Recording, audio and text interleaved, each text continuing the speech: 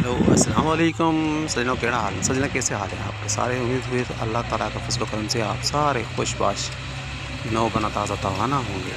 तो ये आज हमारी एक साइड पर डंपिंग वर्क चल रहा है क्रेन से।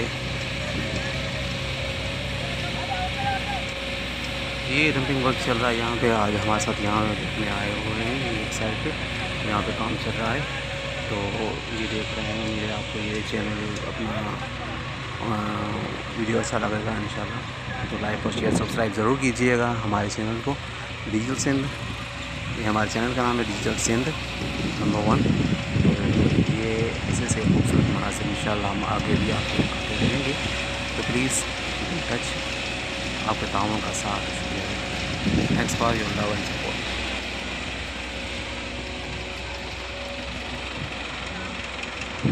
ये अब रोड पे जो कच्ची रस्ती है उसकी मिट्टी की भराई की जा रही थी, उसको लेवल कर रहा है मिट्टी को, ताकि जो डंपर आराम से यहाँ से चले।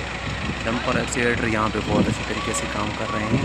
ये रेतीली मिट्टी है, रेत है यानी, इसको डंपिंग करके रोड की साइड पर काम